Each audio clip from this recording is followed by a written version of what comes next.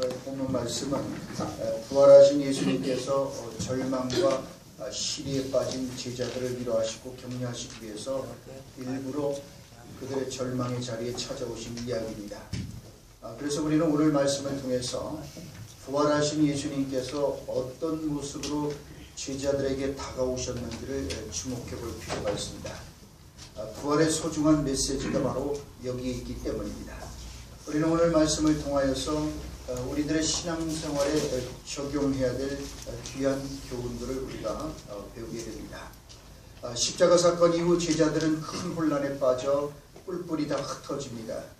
그들은 도망쳤고 그들은 실망 속에서 다시 갈릴리로 돌아갔습니다. 제자들은 자신들이 버리고 떠났던 그 바닷가로 돌아와서 시리에 잠겨 있었습니다. 그들의 인생의 시계는 거꾸로 돌아가고 있었습니다. 그들은 두려움과 절망에 사로잡혔습니다. 십자가 사건 이후 그들은 마치 우주적인 고아처럼 그렇게 세상에 버려진 것처럼 느꼈습니다. 그토록 자신들의 모든 걸 걸고 믿고 따랐던 예수 그리스도께서는 십자가에 달려 죽으셨고 정말 그들은 이제 더 이상 따라갈 뭔가 인생의 어떤 방향도 목표도 의미도 잃어버렸어요. 그들은 자신들의 설 자리를 잃어버리고 우왕좌왕하고 있었습니다. 무엇을 해야 될지 마음의 갈피를 잡지 못했습니다. 참담했습니다. 지금까지 예수님을 따라다녔던 것들이 물거품이 되었고 그리고 그들은 예수님을 잃어버렸습니다. 그런 그들을 주님께서 부활하신 예수님께서 그들을 찾아오셨습니다. 자, 오늘 보면 1절 말씀을 보십시오. 그 후에 예수께서 디베라 호수에서 또 제자들에게 자기를 나타내셨으니 나타내신 일은 이러하니라. 자, 오늘 이 1절 말씀에서 우리들의 마음을 흔드는 부사 하나를 우리가 발견하게 됩니다. 이 또라는 부사가 바로 그것입니다. 앞서 말씀드렸듯이 제자들은 실패했습니다. 십자가 사건에서 혼비백산에서 도망치기 바빴고 수제자 베드로는 3번이나 부인까지 했습니다. 그런 까닭에 예수님의 입장에서는 그 못난 제자들을 다 버리고 처음부터 다시 시작하는 마음으로 새로운 사람들을 불러서 시작하는 것이 훨씬 더 좋을 수 있었을지 모릅니다. 하지만 예수님은 그 못난 제자들을 버리지 않았습니다. 포기하지 않았습니다. 그들을 다시 찾아 거기까지 그렇게 오셨습니다. 그런 주님의 마음을 또라는 이 부사 속에서 우리가 발견하게 됩니다. 다시 그리고 또 다시 우리를 찾아오시는 주님 때문에 우리에게 소망이 있는 것입니다. 사랑과 긍휼이 많으신 주님은 우리가 실패하고 넘어지고 우리가 더럽혀지고 망가져서 사람들은 고개를 흔들고 사람들은 손가락질하고 사람들은 정말 이제는 저 사람은 끝났다라고 그렇게 말하는 그런 절망과 시리에 차이는 그런 자리에 있을지라도 주님께서는 또다시 찾아오시고 또다시 우리에게 새로운 소망을 불러일으켜 주시는 분이십니다. 우리가 잘 알듯이 열왕기상 19장 말씀을 보면 로뎀나무 아래 드러놓은 엘리야 이야기가 나옵니다. 믿음의 영웅으로 갈멜산에서 그는 1대 850으로 우상 숭배자들과 싸워 승리했던 믿음의 영웅이었습니다. 하지만 계속되는 이 이세벨과 아주 표독한 이 아합 왕의 핍박과 박해에 심신이 지칠 대로 지쳐서 이제 그는 도망자가 되어서 그렇게 브엘세바 즉 이집트와 약속의 땅의 경계선 지점까지 그렇게 내려갑니다. 그리고 거기서도 한참 걸어 들어가서 로뎀나무 아래 들어누워서 죽기를 애원합니다. 그는 하나님의 신령한 선지자의 소명도 이스라엘의 영적 갱신에 대한 희망도 그리고 갈멜산의 영광스러웠던 그 승리도 모두 다 내던지고 그리고는 로뎀나무 아래서 죽기를 구합니다. 하나님 이제 충분하니 나를 제발 좀 거두하십시오. 더 이상 살고 싶지 않습니다. 그렇게 그는 하나님께 그렇게 매달립니다. 그래요. 이처럼 이 엘리야는 그런 절망과 시리 속에서 어떻게 보면은 그냥 아주 심각한 우울증에 빠져서 그래서 세상 만져가 귀찮고 손도 까딱하기 싫은 거예요. 로뎀나무 아래 들어오면서 이제는 됐습니다. 이제는 날 제발 좀 죽여주십시오. 더 이상 살고 싶지 않습니다. 아무리 해도 달라지지 않는 이 세상, 이 강팍한 현실. 보면서 절망하고 낙심했습니다. 그런데 중요한 것은 하나님께서 엘리야를 포기하시지 않으셨다는 사실입니다. 하나님은 엘리야가 누운 로뎀나무 밑으로 거기까지 찾아오셨어요. 그 브엘세바 땅끝, 이 이스라엘 가나안 땅의 땅끝인 바로 거기까지 그렇게 주님께서는 찾아오셨습니다. 엘리야를 징계하시려는 게 아니라 그에게 하나님이 아직도 함께 하심을 가르쳐주기 위해서였습니다. 우리들의 주님은 당신의 자녀들의 곁을 절대로 떠나지 않습니다. 우리는 신실치 못해서 하나님의 곁을 멀리 떠나기도 하지만 하나님은 신실하신 분이어서 우리들의 로뎀나무 아래까지 찾아오십니다. 엘리야는 하나님의 일을 포기했지만 하나님은 그 엘리야에 대한 사역을 포기하지 않으셨습니다. 그래서 이사야서 42장 3절을 말씀하기를 상한 갈대를 꺾지 않으시며 꺼져가는 등불을 끄지 아니하신다고 말씀합니다. 하나님은 지치고 상처 입은 자녀, 그래서 상한 갈대같이 꺾였고 그냥 가물거리며 꺼져가는, 그저 그렇게 힘없고 무기력하고 세상의 패배자여 나고자처럼 보이는 그런 인생일지라도 주님은 결코 꺾지 않으시고 포기하지 아니하시고 버리지 않으시는 분이십니다.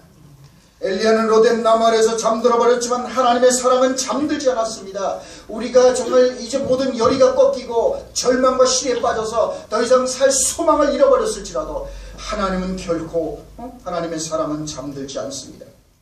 오직 하나님께 대한 우리 죄인들의 사랑만 식을 뿌리고 피곤해지고 그저 잊혀지고 둔감해질 겁니다.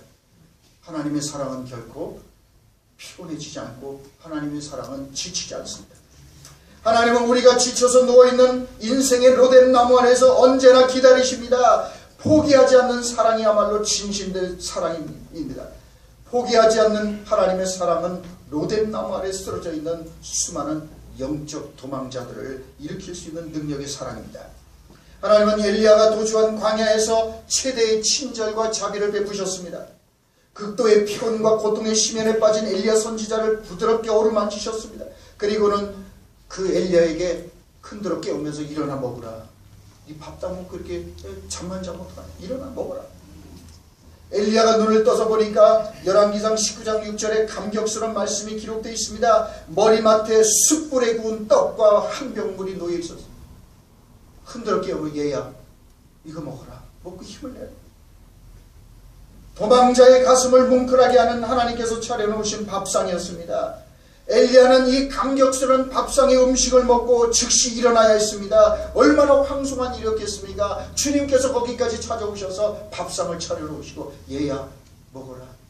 얼마나 배고프냐? 먹고 힘내라. 그런데 엘리야는 먹고 마시고 어떻게 했습니까?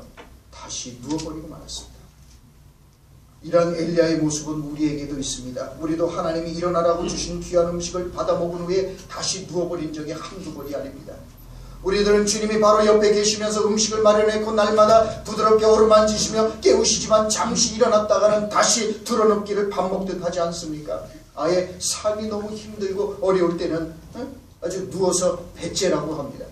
우리들 하나님 말씀을 늘상 받아먹고 마십니다. 하나님이 주시는 은혜와 은총을 통하여 위로와 기쁨과 휴식들을 취하면서 사는 우리들입니다. 그럼에도 불구하고 우리는 얼마나 자주 딴 길로 되돌아가 버리며 좌절과 탈선의 이 로뎀나무 아래로 그렇게 복귀해 버리는지 모릅니다.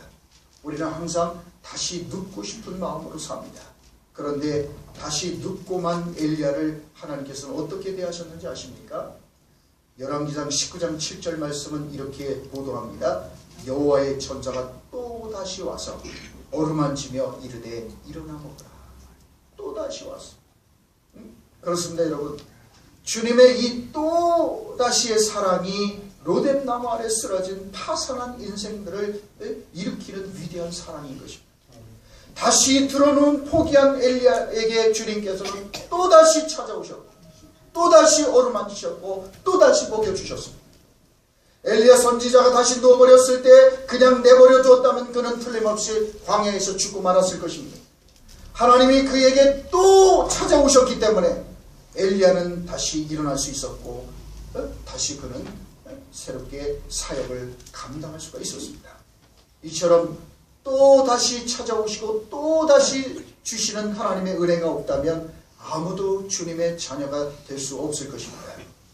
하나님은 우리들이 자유로 정한 이 탈선의 광야에서 황폐하게 쓰러져 갈 때 기꺼이 찾아와 주십니다. 그래서 내가 모든 것을 포기해버리는 이 우리들의 인생의 이 마지막 이 경계선, 국경선, 그 로뎀나무 아래를 지나서 우리가 정말 다시 일어나서 하나님의 산 호렙산으로 가서 샘을 얻게 하시는 분입니다. 수고하고 무거운 짐진 자들아 다 내게로 오라 내가 너희를 쉬게 하리라 말씀하시는 주님은 지금도 우리들의 인생의 어둡고 암울한 동굴 속으로 찾아오셔서 우리의 모든 두려움과 상처들을 치유하고 싸매주시며 우리들의 손을 잡아 이끌어 동굴 밖으로 나오게 하시는 분이십니다. 부활하신 우리들의 주님은 저 평화로운 하늘의 보좌에 앉으셔서 사정없이 흔들며 살아가고 있는 이 땅의 우리들을 구경만 하시고 지시하시며 감독하시는 분이 아닙니다.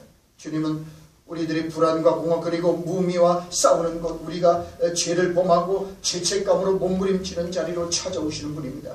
패배감과 열등감으로 그런 아주 우리가 정말 시리에 빠져있는 그런 자리에 찾아오십니다. 우울증을 앓고 가슴앓이로 인하여 잠 못 이루는 밤에 그 처절한 현장을 찾아오시는 분입니다.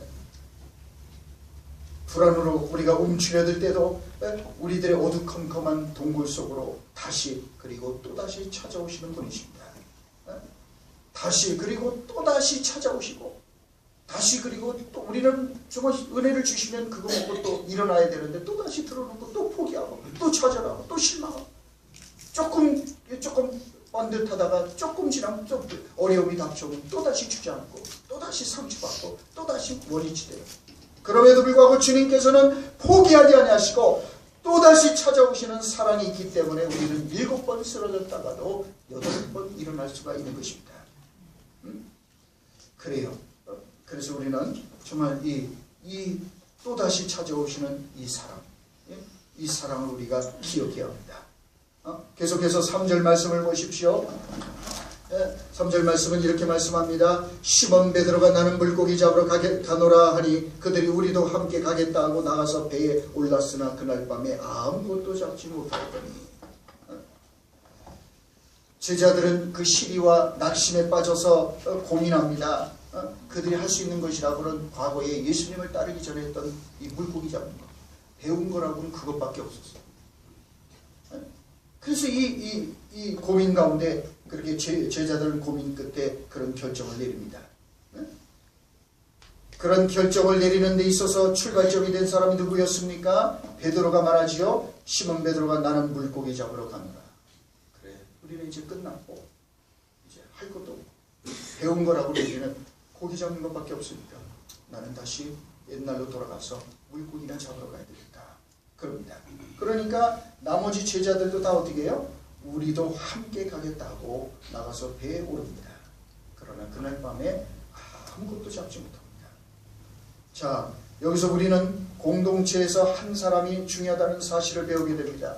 한 사람의 말과 행동은 다른 사람들에게 많은 영향력을 미치게 됩니다.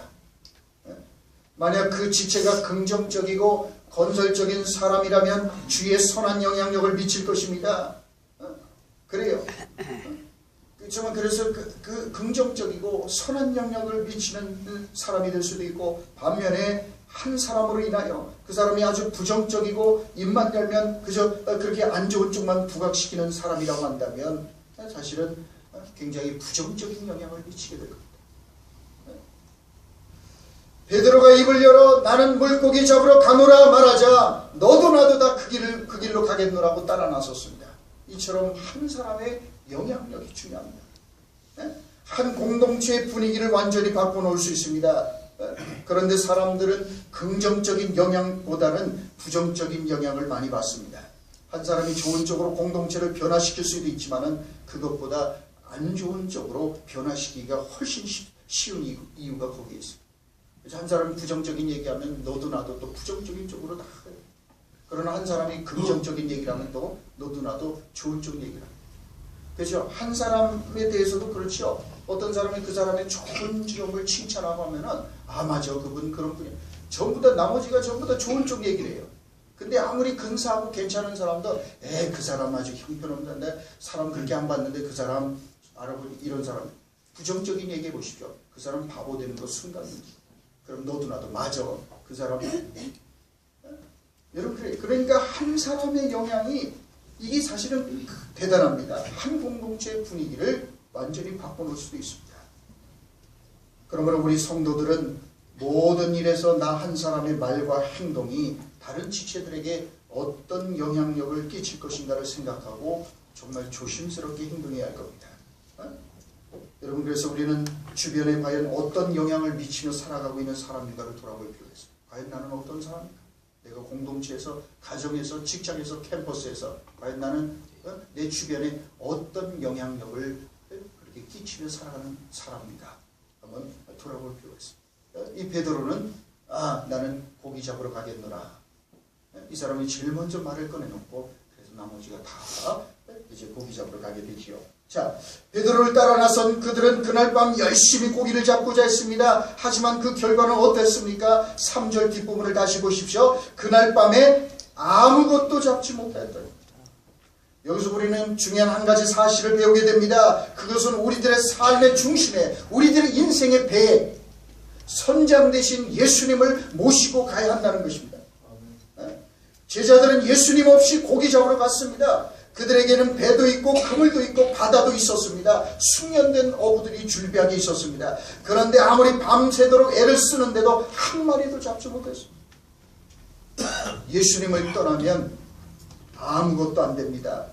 예수님의 인도하심이 없으면 될 것 같은데 되지 않습니다. 앞으로는 남는 것 같은데 뒤로는 미치는 인생이 됩니다. 예수님이 없는 삶의 결론은 어두운 밤입니다. 아무것도 잡지 못하는 헛수고하는 삶입니다. 이것이 3절이 우리에게 말씀해주는 교훈입니다. 그래요. 그래서 이들은 예수님 없이 배도 있었고 그물도 있었고 옛날에 했던 모든 이 갈릴리 바다에서 잔뼈가 굵은 어부들이 거기에 몰려 있었지만 밤새도록 고기를 잡고 있었지만 한 마리도 잡지 못했다. 이렇게 번지수를 잘못 찾아 고생만 하고 있던 제자들에게 찾아오신 예수님은 그들에게 뭐라고 말씀하셨습니까? 5절 말씀을 보십시오. 뭐라고 말씀합니까? 5절에서 얘들아 너희에게 고기가 있느냐 그렇게 묻습니다. 여기서 우리는 주님께서 다 큰 어른들인 제자들에게 얘들이라고 부르시는 것의 의미를 놓치지 말아야 합니다. 주님을 삶의 중심에 모시지 않고 자기 자신의 힘과 수단과 방법으로 살아보려고 하는 사람들이야말로 이 분간 못하는 철부지 애들과 같은 어리석은 인생들이라는 거예요.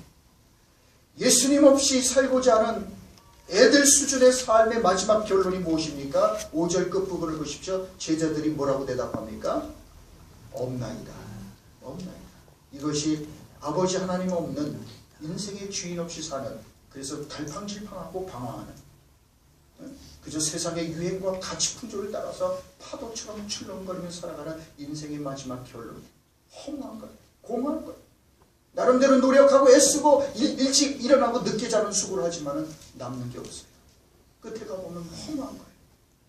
자, 그래서 오늘 이 5절 끝에서 제자들은 대답합니다. 얘들아 너희가 그렇게 밤새도록 수고했지만 너희들의 힘과 수고와 방법으로 노력으로 그렇게 잡으려고 했지만 고기가 있더냐? 대답하되 없나이다. 없습니다. 아무것도 없습니다. 이것이 주님 없는 인생의 마지막 결론. 아무것도 남지 않아요. 그래서 주님은 뭐라고 말씀하십니까? 계속 6절을 보십시오. 그때 주님께서 그들에게 뭐라고 말씀합니까? 그물을 배 오른편에 던지라 그리하면 잡으리라. 그랬더니 어떻게 됐어요? 이에 던졌더니 물고기가 많아 그물을 들 수 없더라. 여러분 사실 제자들은 지금까지 배 오른편, 왼편, 뒤편, 앞편 할 것 없이 좌우지간 그물을 안 던져본 방향이 어디 있겠습니까? 밤새도록 왼쪽으로도 던져봤고 오른쪽으로도 던져봤고 수도 없이 던져봤습니다. 한 마리도 잡지 못했습니다. 안 해본 것이 없습니다. 그런데 예수님께서는 배 오른편으로 그물을 던지라고 그렇게 말씀합니다. 그랬더니 그물이 찢어질 만큼 많은 고기가 잡혔습니다. 똑같은 갈릴리 바다였습니다. 똑같은 배와 똑같은 그물이었습니다. 그물을 던진 사람들도 밤새도록 그물을 던졌던 바로 그 사람들이었습니다. 그들이 그렇게 던졌던 바로 그 자리였습니다. 여기서 중요한 것은 그래서 오른쪽이냐 왼쪽이냐가 아닙니다. 배를 이리 몰고 저리 몰다 보면 왼쪽이 오른쪽이 되고 오른쪽이었던 것이 왼쪽이 되는 것 아닙니까? 그렇습니다.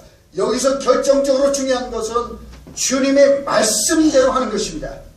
주님께서 지시하는 방향으로 나가는 것입니다. 우리들의 인생의 방향과 방법을 주님께 전적으로 의탁하는 것입니다. 주님께서 지시하는 방향으로 나가는 겁니다. 주님께서 지시하는 대로 했더니 오른편으로 그물을 던져라. 그렇게 했더니 어떻습니까? 그물이 찢어질 정도로 잡히고. 이것이 주님께서 오늘 우리에게 주시는 메시지 가운데 하나입니다. 주님은 우리들의 인생을 지시하시길 원하십니다. 주님은 우리들의 단 한 번밖에 없는 인생을 지휘하시기를 원하십니다. 우리들의 인생을 주님께서는 연주하시기를 원하십니다. 우리가 하려고 하면 힘들죠. 힘은 힘대로 되지만 되는 일이 없어요. 다 되는 것 같은데 되지 않습니다. 그런데 하나님께서 우리들의 인생을 연주하시고 하나님께서 우리들의 인생을 지휘하시고 하나님께서 우리들의 인생을 지시하실 때에 그때 여러분 안 될 것 같은데도 됩니다. 그래서 힘들어도 어려워도 주님의 지시대로 가야 합니다. 주님의 말씀에 순종해야 합니다. 주님께서 가리키는 오른쪽으로 가야 합니다. 주님께서 지시하시고 우리가 그 주님의 지시의 말씀에 순종해서 갈 때 우리들의 승리가 보장되는 것임을 잊지 말아야 된다고 주님 말씀합니다. 자, 계속해서 우리는 9절 이하의 말씀을 통하여 부활 이후의 삶이 어떤 것인지를 우리가 배우게 됩니다. 9절 이하의 말씀을 보면 육지에 올라보니 숯불이 있는데 그 위에 생선이 놓여있고 떡도 있더라. 예수께서 이르시되 지금 잡은 생선을 좀 가져오라 하시니 시몬 베드로가 올라가서 그물을 육지에 끌어올리니 가득히 찬 큰 물고기가 153마리라. 이같이 많으나 그물이 찢어지지 아니하리더라. 예수께서 이르시되 와서 초밥을 먹으라 하시니 제자들이 주님이신 줄 아는 거로 당신이 누구냐 감히 묻는 자가 없더라. 예수께서 가셔서 떡을 가져다가 그들에게 주시고 생선도 그와 같이 하시니라. 그렇게 말씀합니다. 여러분 특별히 9절 말씀을 주목해 보십시오. 육지에 올라보니 숯불이 있는데 그 위에 생선이 놓였고 떡도 있더라. 그렇게 말씀합니다. 제자들이 육지에 도착했을 때 부활하신 주님께서는 무엇을 하고 계셨습니까? 예수님은 그 못난 제자들을 위하여 모닥불을 피워놓고 거기에 생선을 굽고 계셨습니다. 그리고 밥을 짓고 계셨습니다. 배가 얼마나 고팠겠는가. 밤새도록 그 바다에서 고기를 잡으려고 했어요. 얼마나 배고프게. 또 밤새도록 그 바다에서 바람 부는 바다에서 일했으니까 몸도 추웠을 것입니다. 12절 말씀을 다시 보십시오. 주님께서 그런 제자들에게 뭐라고 말씀하셨습니까? 와서 조반을 먹으라. 얼마나 제자들의 마음이 뭉클했을까요? 여러분 주님께서는 우리들의 깊은 절망과 상처를 아십니다. 제자들이 밤새도록 바다를 헤맨 것을 아십니다. 그들이 배가 고픈 것을 아십니다. 너무나도 지치고 고단한 인생임을 아십니다. 예수님께서 그 못난 제자들을 향하여 하고 싶은 말씀이 얼마나 많았겠습니까? 우리들이 정서로 볼 때 예수님은 도저히 사실은 잘 용서가 잘 안 되는 분입니다.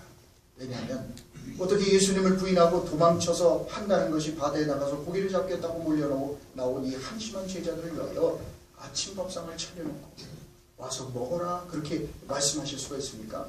정말 답답한 분이 아니겠습니까? 우리네 정서로 생각하면 일단 이 제자들을 딱 이게 해변가에 모래사장에 딱 정렬을 시켜갖고 일단 원산 폭격을 해야 돼. 머리 박아 이놈들아. 그리고는 한 대씩 그냥 엉덩이를 걷어차고 말이죠. 우리 군대에서 우리 이게 기합 받을 때 하는 것처럼 한번 왜 우로 굴러 좌로 굴러가고 말이죠. 선착순도 몇 번 하고 말이죠. 저까지 뛰어가봐. 하여간 한 바퀴 돌린 다음에 그리고 나서 야 인간들아, 내가 십자가에 못 박히고 있을 때 너희들은 어디 숨어 있었냐? 어디 너 차례대로 한번 얘기해봐. 너 베드로부터 얘기해봐. 너 뭐라고 그랬어? 네 입으로. 뭐 죽어도 같이 죽겠다며? 그런데 3번이나 부인하고 도망친. 다 니들 얘기해봐. 니들 그때 내가 십자가에 달려서 있을 때 니들 뭐 했냐 말이죠. 그러니까 너 같은 녀석들은 사실 밥을 많이 먹어야 된다고. 이렇게 말씀을 하셔야 우리는 마음이 편해지지 않습니까? 우리 정서가. 그런데 예수님은 아무 책망도 하시지 않고 뭐라고 그러셨어요?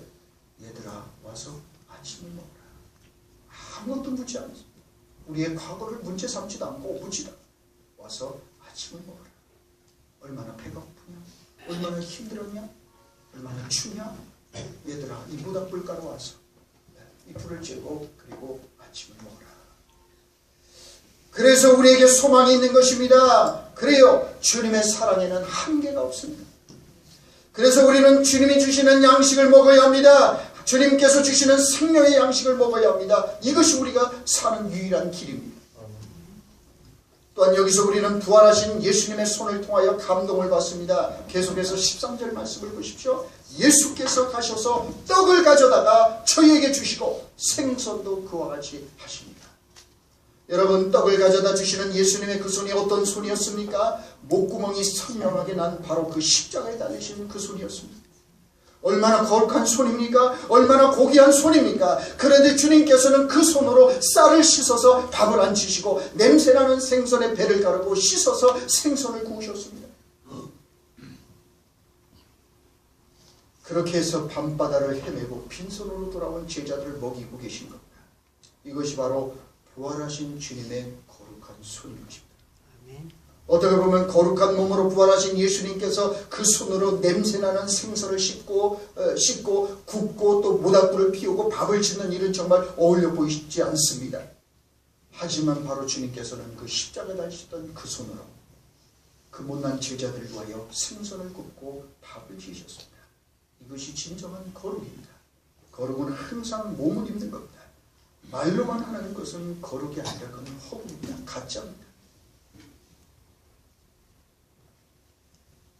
우리는 오늘 말씀을 통하여 부활절 이후 예수님의 손이 어떤 일을 하고 계신지를 주목해 봐야 합니다. 또한 우리들의 손 역시 어떤 손이 되어야 되는지를 우리가 배우게 됩니다.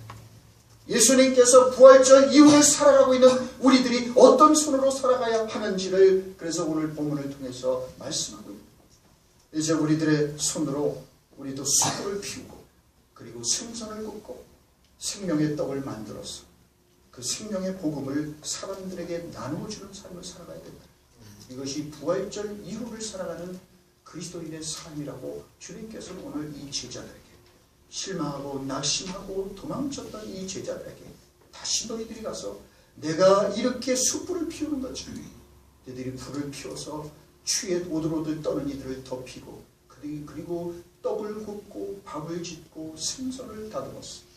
배고픈 이들 영적으로나 모든 것으로 정말 그런 이들을 먹이고 입히는 일. 이제 부활절 이후를 살아가는 그런 성도들의 삶이라는 것을 말씀하고 있는 것입니다. 부활하신 주님께서는 친히 숯불을 피우시고 친히 빵을 구우시고 친히 생선을 구우셨습니다. 친히 상을 차리셨습니다. 그렇습니다. 부활하신 주님은 강론하거나 세미나를 하거나 토론하거나 말로만 하지 아니하시고 춥고 배고프고 서럽고 절망했던 제자들에게 숯불을 피우시고 따뜻한 생선과 밥을 지어서 그들에게 밥상을 차려주셨어요.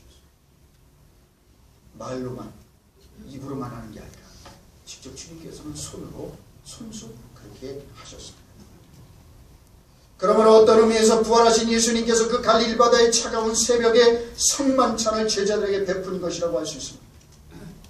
성만찬적인 삶, 우리가 성찬의 영성을 가지고 사는 것은 한낱 종교적이고 교리적인 의식 가운데서 살아가는 게 아닙니다. 배고픔과 절망과 좌절과 분노와 서러움 등의 현실에 처해 있는 이들에게 주님의 이름으로 다가가는 것입니다. 주님께서 그 손으로 거기까지 찾아오셔서 그 못난 제자들에게 그렇게 하셨듯이 우리들의 시간과 물질과 재능을 나누는 실천을 하는 삶, 이것이 성찬의 영성으로 살아가는 삶의 표지인 것입니다. 그런 까닭에 부활하신 주님께서 거기까지 찾아오셔서 보여주셨던 것처럼 부활 이후의 시대를 살아가고 있는 우리들이 가장 먼저 회복해야 될 것은 바로 성찬의 영성입니다. 사실 성찬식은 우리가 분기별로 한 번씩 거행하는 거룩한 의식만이 아니라 우리들의 삶의 모든 영역을 만지는 것입니다. 우리는 단지 교회에서만 성찬에 참여하는 것이 아니라 언제나 성찬을 몸으로 살아내고 성찬을 호흡해야 하는 것입니다. 그래서 성찬은 우리들의 삶이 태도를 규명하는 방법, 즉 우리가 삶을 만나고 삶을 받아들이고 삶을 다른 사람들과 함께 나누는 방법이 될 필요가 있음을 주님께서는 우리에게 일깨우고 계신 겁니다. 성찬은 곧 우리들의 일상의 삶이 되어야 된다고 주님 말씀하는 겁니다. 성찬적인 삶이야말로 일상을 성소로 만드는 삶인 것입니다. 이것이 부활하신 예수님께서 그 바닷가에까지 찾아오셔서 직접 보여주신 모범입니다. 예수님께서는 최후의 만찬에서도 떡을 떼어서 제자들에게 주셨습니다. 이거는 내가 너희들을 위해 주는 내 몸이다. 포도주를 따라주시며 이것은 너희를 죄를 위해서 흘리는 내 피다. 이걸 먹고 마셔라. 그럼 너희들이 영원히 살 것이다 라고 주님께서는 자신의 피와 살을 떼어주는 그 성찬식을 의식을 그렇게 포함했습니다. 성찬의 영성으로 살아가는 삶의 표지는 그래서 무엇보다도 부수는 것에 있습니다. 나누는 것에 있습니다. 우리가 매일 성찬의 삶을 살아가기 위해서는 자아를 부셔야만 합니다. 개인주의, 이기적인 야망과 탐욕을 부숴야 합니다. 이러한 것들은 우리 자신의 재능과 시간과 물질 등등을 다른 사람들을 섬기는데 내주지 못하도록 방해하는 겁니다. 이기심과 욕심과 가득한 사람은 자기 걸 조금 더 내놓지 않습니다. 나눠지고 움켜쥐고 죽을 때까지 써도 다 못 쓸 걸 까리고 앉아있으면서도 자기도 안 쓰고 남도 주지 않고 그래. 그렇기 때문에 성찬의 삶을 우리가 매일 살아가기 위해서는 우리의 자아를 부셔야 합니다. 성찬의 영성으로 살아가는 삶은 이런 것들을 과감하게 찢고 부수는 삶을 살아가는 겁니다. 우리들의 삶과 예배가 거룩하게 변하지 않는 결정적인 원인 가운데 하나는 성찬식에서 변화되는 것이 오로지 빵과 포도주밖에 없기 때문입니다. 우리는 성찬식에서 주님께서 띄워주는 살과 피를 받으면서도 조금 더 중심 구조가 달라지지 않고 그대로 있습니다. 조금 더 깨어지지 않습니다. 자존심이 조금만 상처를 입어도 뒤집어집니다. 우리는 성찬식을 계속 거듭 반복하고 있지만 그래서 포도주와 떡은 계속해서 우리에게 부서지고 부어지고 있지만 우리 자신은 조금 더 부서지고 찢어지고 부어지는 경험을 하지 못해서 예수 믿은 지 30년, 40년이 됐는데도 여전히 아주 이기적이고 고집스럽고 탐욕적이고 자기중심적이고 인색하다는 소리를 들으면서 그렇게 제자리를 돌고 있습니다. 성찬식에서의 빵은 나누어지기 위하여 수많은 조각으로 찢겨지고 부서집니다. 이것이야말로 거룩한 삶의 상징적인 모습입니다. 성찬은 사랑 때문에 자신을 비우고 부수신 그리스도의 희생을 그래서 기억하게 만듭니다. 그래서 너희들도 항상 이 성찬식을 통해서 나를 기억하라, 기념하라. 그렇게 주님께서 부탁하신 거예요. 따라서 우리가 일상의 삶 속에서 성찬의 삶을 산다는 것은 매일의 삶을 다른 사람들과 함께 나누는 것을 의미합니다. 예수님께서 자신의 살과 피를 나누어 주셨던 것처럼 우리는 우리 자신의 삶을 다른 이들과 나눔으로써 예수 그리스도의 이 성찬의 거룩한 삶에 참여할 수 있게 되는 겁니다. 우리는 우리들에게 주어진 모든 재능과 시간과 물질과 지식과 건강과 은사 등등을 쪼개어 다른 이들을 섬김으로써 성찬적인 삶을 살아갈 수 있는 것입니다. 성찬적인 삶의 가장 중요한 특징은 자신의 몸을 부수어 나누는 것이기 때문에 예수님께서 보여주셨고 십자가에서 보여주셨고 그리고 부활하신 이후에 제일 먼저 또다시 제자들에게 나타나셔서 또한 보여주신 것 또한 스스로 그 손으로 불을 피우시고 밥을 짓고 생선을 다듬어서 그걸 나눠주신 거예요.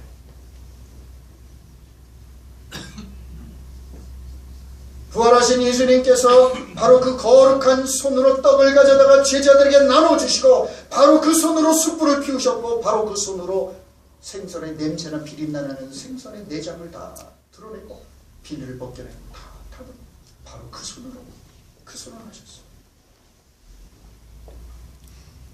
우리들의 손은 어떻습니까? 우리들의 손은 어떤 손입니까? 세상의 것을 더 많이 움켜쥐려고 하는 탐욕적인 손입니까? 다른 이들을 비판하고 정죄하기 위하여 든 손입니까? 격려하고 칭찬하는 손이 아니라 오히려 사정없이 내려치고 있는 폭력의 손은 아닙니까? 우리들의 손은 어떻게 사용되고 있습니까? 상처많은 그 누군가의 어깨를 다독여주는 다정한 손입니까? 슬픔에 빠진 사람을 따뜻하게 포옹하고 안아주는 손입니까? 다른 이들의 눈물을 닦아주는 자비로운 손입니까? 다른 이들에게 베풀고 나눠주기 위하여 활짝 편 손입니까? 아니면 그저 더 많이 움켜쥐려고 탐욕에 가득 찬 그런 욕심 가득 찬 손입니까? 이제 우리가 부활하신 주님의 이름으로 다른 이들을 위하여 손을 내밀어야 될 차례라고 주님 말씀합니다. 이제 우리도 주님이 하셨던 것처럼 숯불을 피워야 합니다. 생선과 빵을 구워서 나눠야 합니다. 생명의 떡을 나누어주기 시작해야 합니다.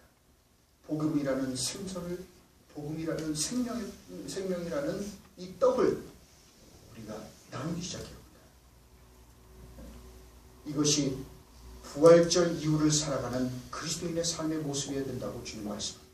그래서 부활하신 뒤에 바로 제자들 거기까지 찾아오셔서 예수님께서 몸소 보여주신, 부활하셔서 그 거룩한 손으로, 거룩한 몸으로 그렇게 밥을 짓고 그리고 생선을 다듬고 불을 피워서 먹을 것을 줘서 나눠주는, 그를 통해서 부활 이후를 살아가는 우리 그리스도인들의 삶이 어떤 것이어야 되는지를 몸소 보여주셨습니다.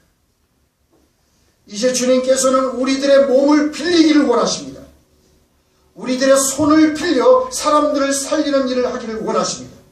이제 우리가 주님의 몸이 되어서, 주님의 손이 되어서, 이제 우리가 예수님처럼 나가서, 이제 세상에 나가서 내가 너희들에게 나눠준 것처럼 이제 너희들이 세상에 가서 모든 민족으로 제자를 삼고, 그리고 그들의 눈물을 닦아주고 그들에게 생명의 복음을 나눠주고 그들에게 손을 내밀어 그 흔들리는 인생들을 잡아주라고.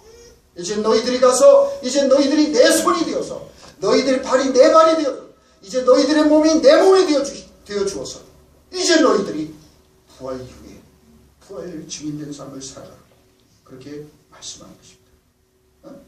우리들의 손이 제자들을 찾아오셔서 생선을 다듬고 불을 피워 밥을 짓고 아침 밥상을 마련해 주셨던 그 주님의 손길처럼, 몸처럼, 그래서 이제 부활 이후에 우리 모두가 그 누군가의 눈물을 닦아주고 상처를 싸매주고 다독거려주고 그리고 복음을 알지 못해서 죽어가고 있는 그 불쌍한 영혼들을 살리는 생명의 양식을 나눠주는 그런 하나님의 사람들로 살아가라고 주님께서 우리에게 말씀하십니다. 우리 모두 그러므로 부활하시면서 나타나신 예수 그리스도의 모습을 통해서 부활절 이후를 우리가 어떤 삶의 방식으로 살아가야 되는지를 깊이 간직하고, 모두 주님의 몸과 이제는 주님의 손이 되고 주님의 발이 되고 주님의 입이 되어서 우리가 이 땅에 살아가는 동안 이처럼 생명의 떡을 나누는 그 백성들을 위로하고 치료하고 그들의 상처를 싸매주는 그런 하나님의 사람으로 살아가는 축복이 되어 주의 이름으로 축원합니다.